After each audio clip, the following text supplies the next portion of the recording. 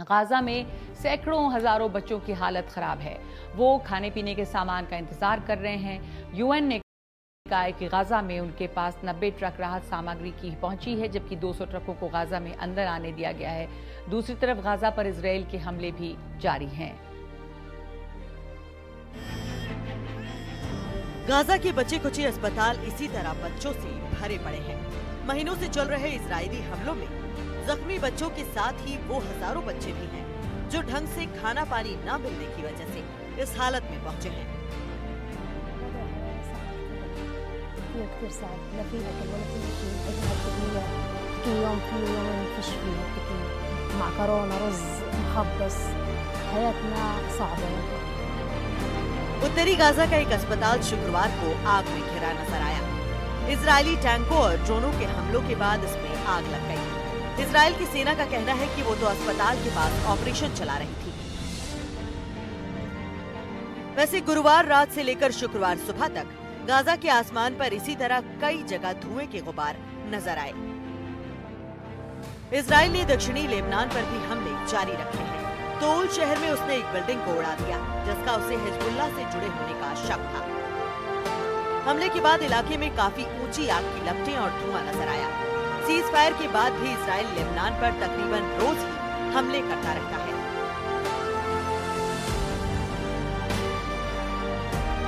लेकिन हाल फिलहाल में राहत की बात यह है कि वर्ल्ड फूड प्रोग्राम की तरफ से आए आटे के बोरों से भरे कुछ ट्रक डेर अल बलाह की बेकरियों में पहुंचे हैं। ज्यादातर बेकरियां 2 महीने से बंद पड़ी हुई हैं। अब इनकी भट्टियां शुरू हो गई। यहाँ बनी रोटियां काउंटर पर नहीं मिलेंगी, बल्कि भूख जब बेकाबू होगी तो इंसानियत दम तोड़ती है, और गाजा में यही था। यहाँ बमों से पहले भूख जान ले रही।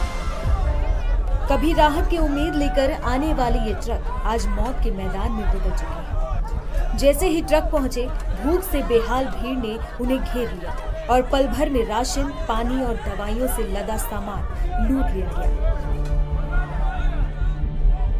गाजा में हालात अब इतने नाजुक हो गए हैं कि बच्चों के पास रोटी नहीं, माओ के पास आंसू नहीं और बड़ों के पास कोई उम्मीद नहीं बची।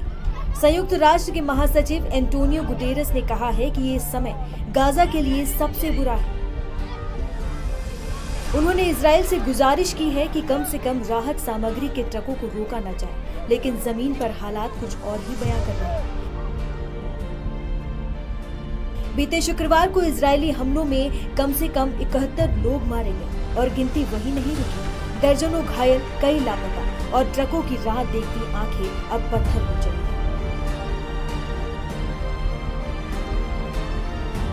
गाजा की गलियों में सिर्फ मलबा नहीं पड़ा, वहाँ उम्मीद की कब्रें भी खुल चुकी हैं, जहाँ माँ बाप अपनी भूख से नहीं, अपनी बेबसी से टूट चुके हैं। इजरायली वायुसेना ने दावा किया है कि उन्होंने आतंकवादियों के 75 से ज्यादा ठिकानों को नेस्तनाबूद कर दिया है, लेकिन जब अस्पताल, स्कूल और रिफ्यूजी कैंप भी मलबे में बदल जाए तो सवाल उठता है कि असली निशाना क्या होगा। गाजा की ये लड़ाई अब सिर्फ सरहदों की नहीं रही, ये जिंदगी और जरूरतों की लड़ाई बन चुकी है। और जब जरूरत रोटी और पानी की तो हथियारों से नहीं, इंसानियत से जवाब देना चाहिए। बीते 19 महीनों से जारी ये जंग अब सिर्फ गोलियों और मिसाइलों की नहीं रही, ये जंग अब पेट और जान के बीच की लड़ाई बन चुकी है। संयुक्त राष्ट्र की एक नई रिपोर्ट बताती है कि गाजा में करीब 5 लाख लोग भुखमरी के कगार पर हैं, और अगर हालात नहीं बदले तो हर 5 में से एक शख्स इस संकट का शिकार हो सकता है। यानी गाजा में करीब 21 लाख लोग अकाल जैसी स्थिति में आ सकते हैं। इस कहानी की एक दूसरी तस्वीर है। यूएन के वर्ल्ड फूड प्रोग्राम के मुताबिक गाजा से सिर्फ 40 किलोमीटर दूर इजराइल, मिस्र और जॉर्डन के गोदामों में जरूरी खाद्य सामग्री भरी पड़ी है, लेकिन गाजा के अंदर WFP के गोदाम खाली हैं। यहाँ ज्यादातर बेकरियां और दान से चलने वाले किचन बंद हो चुके हैं। यूएन के वर्ल्ड फूड प्रोग्राम के डायरेक्टर एंटोनी रेनॉल्ड के मुताबिक हम पहले 10 लाख लोगों को खाना देते थे, अब मुश्किल से 2 लाख तक पहुँच पा रहे हैं। हालात को देखते हुए यूएन और यूरोपीय देशों ने इजराइल से गाजा पट्टी में भुखमरी और अकाल की स्थितियों से निपटने के लिए गाजा को खाना पहुंचाने पर लगी रोक को जल्द खत्म करने की मांग की है। खैर, इन मांगों को पूरी तरह नजरअंदाज करते हुए इजराइल के प्रधानमंत्री बेंजामिन नेतन्याहू ने 13 मई को दिए एक बयान में कहा कि वो हमास को खत्म करने के लिए ये जंग जारी रखेंगे। हालात इतने खराब हो रहे हैं कि कई अस्पतालों में बड़े चूहे बच्चों को काट रहे हैं। गाजा में मरने वालों की संख्या बढ़ रही है, बेघर बार होने वालों की संख्या बढ़ रही है और इजराइल गाजा के और ज्यादा इलाकों में फैलता जा रहा है। दुनिया भर का दबाव गाजा में इजराइल को हमले करने से नहीं रोक पा रहा, बल्कि हमले की मुहिम कर रहा है। हिजबुल्लाह के खिलाफ इजराइल की कार्रवाई जारी है। दक्षिणी लेबनान और बेरूत के कुछ उपनगरों पर इजराइल रोज ही हमले कर रहा है। खान यूनुस में तेज आवाज और काला धुआं बता रहा है कि फिर कहीं हमला हुआ है।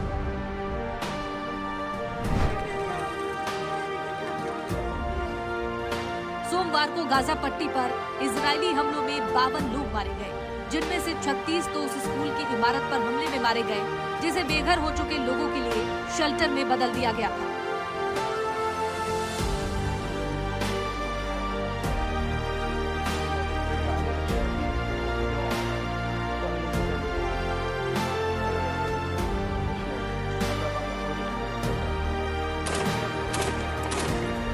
हालांकि इजराइल की सेना का कहना है कि उसने स्कूल में काम कर रहे आतंकवादियों पर हमला किया।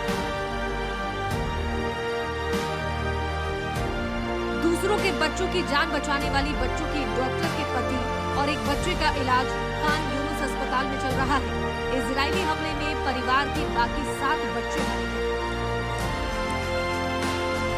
बढ़ते हमलों की वजह से बेघर बार होने वाले लोगों की संख्या बढ़ती जा रही है।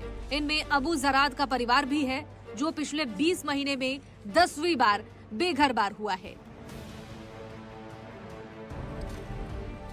गाजा पर हमले शुरू होने के बाद से ही तकरीबन 4.25 लाख परिवार तो इधर से उधर ही भटक रहे हैं। इजराइल की एक लड़ाई दूसरे मोर्चे पर भी चल रही है, हिजबुल्लाह से।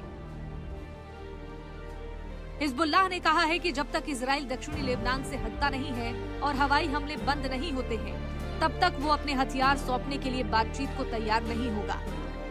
इजरायली सैनिकों ने दक्षिणी लेबनान में 5 अहम बिंदुओं पर अपना कब्जा किया हुआ है और उनका कहना है कि जब उनकी सीमाएं सुरक्षित नहीं हो जाती हैं, तो वहां बने रहेंगे।